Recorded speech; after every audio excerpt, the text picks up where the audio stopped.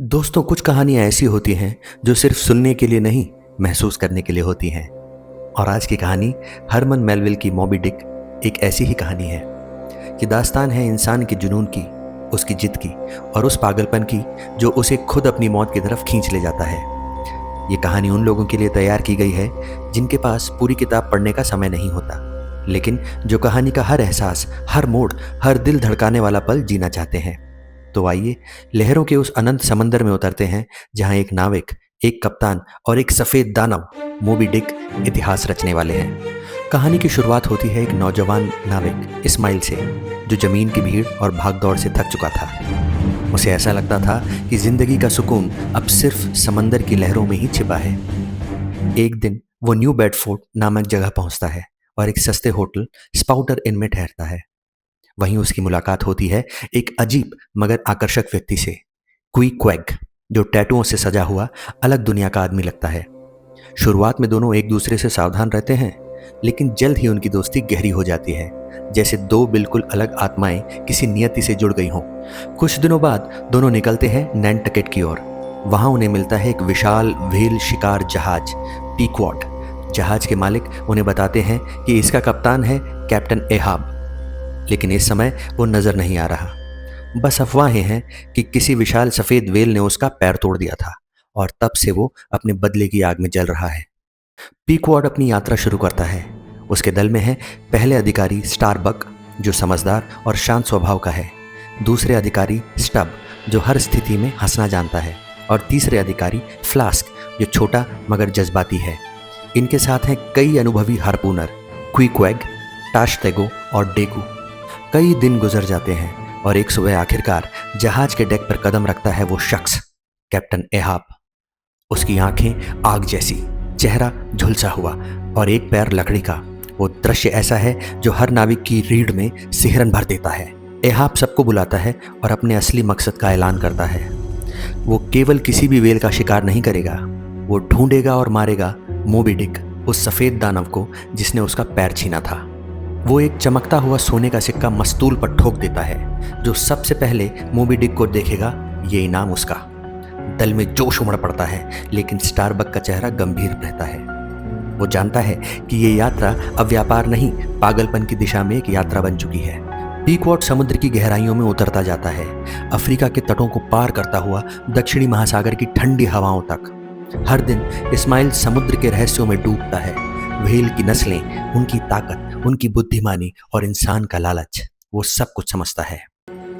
इस सफर के बीच कई घटनाएं घटती हैं। एक छोटी मगर झकझोर देने वाली घटना, जहाज का सबसे छोटा नाविक पिप शिकार के दौरान समुद्र में गिर जाता है।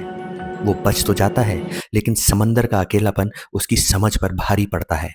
वो लौटता है, मगर अब उसकी आंखों में खोखलापन है, जैसे उसने कुछ देखा हो जो इंसान को नहीं देखना चाहिए था।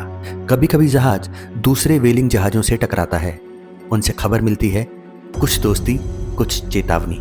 एक जहाज सैमुअल एंडरबाय बताता है कि उसने भी मोबी डिक से सामना किया था और वह डर अब तक उसकी आंखों में है। धीरे धीरे पूरा दल एहाब की दीवानगी में डूबता जाता है। वो दिन रात मोबी डिक का नाम लेता है, दिशाएं बदलता है, नक्शे पलटता है। स्टारबक उससे कई बार कहता है, कैप्टन, हम ईश्वर की सृष्टि के खिलाफ जा रहे हैं। लेकिन एहाब के लिए अब भगवान नहीं, बस बदला है। आखिरकार एक सुबह समुद्र की नीलिमा के बीच एक विशाल सफेद आकृति दिखाई देती है। वो है मोबी डिक। पीकवॉर्ड में हड़कंप मच जाता है। नावें तैयार होती हैं, हार्पून चमकते हैं। एहाब खुद आगे बढ़ता है। उसके चेहरे पर डर नहीं, सिर्फ जुनून। पहला दिन व्हेल नावों को तोड़ देती है, रस्सियां उड़ जाती हैं, कई नाविक पानी में गिर जाते हैं। दूसरा दिन मोबी डिक फिर लौटती है, इस बार और भी तेजी से। एहाब की नाव डूब जाती है और रहस्यमयी फिडाला रस्सियों में उलझकर मर जाता है। एहाब के मन में बिजली सी कौंधती है, वही भविष्यवाणी सच हो रही है जो उसने सुनी थी। तीसरा दिन समुद्र पर घना बादल छा जाता है। सब थक चुके हैं, मगर एहाब की आंखों में अब भी वही आग है। वो चिल्लाता है, चाहे तू खुद शैतान ही क्यों ना हो मोबी डिक, मैं तुझे मारूंगा। व्हेल फिर आती है, इस बार सीधे पीकवॉर्ड पर। वो पूरे जहाज को तोड़ डालती है। एहाब अपनी हार्पून लेकर उसे भेदता है, लेकिन उसी क्षण रस्सी उसके गले में लिपट जाती है और वो उस दानव के साथ समंदर की गहराइयों में खिंच जाता है। पीकवॉड टूट जाता है, मलबा लहरों में बह जाता है और सिर्फ एक आदमी इस्माइल बचता है। इस्माइल तैरता रहता है, थका हुआ, टूटा हुआ, मगर जिंदा। उसके आसपास सिर्फ लहरें और मौत की गंध है। फिर उसे दिखता है क्विक का ताबूत, जिसे पहले उसने मजाक में देखा था। वही ताबूत अब उसकी नाव बन जाता है। वो कई घंटे तक तैरता है, जब तक कि जहाज रेचल उसको नहीं देख लेता। रेचल अपने खोए हुए नाविकों की तलाश में थी, लेकिन उसे मिला सिर्फ एक कहानी का गवाह। वही गवाह जिसने बाद में ये दास्तान दुनिया को सुनाई, एक कप्तान के पागलपन की, एक व्हेल के प्रतिशोध की और एक समंदर की जो किसी का नहीं होता। और इस तरह ख़त्म होती है मोबी डिक की यात्रा, जहाँ इंसान और प्रकृति आमने सामने खड़े थे और जीत न किसी की हुई न हार किसी की। कहानी हमें याद दिलाती है, कभी कभी सबसे बड़ा दुश्मन बाहर नहीं, हमारे भीतर होता है। एहाब ने व्हेल को हराने की कोशिश की, लेकिन असल में वो खुद ही हार गया। अगर ये दास्तान आपको छू गई हो तो वीडियो को लाइक करें, शेयर करें और सब्सक्राइब करें, क्योंकि हर दिन हम लाते हैं ऐसी ही कहानियाँ जहाँ लहरें बोलती हैं और खामोशी सुनाई देती है। धन्यवाद।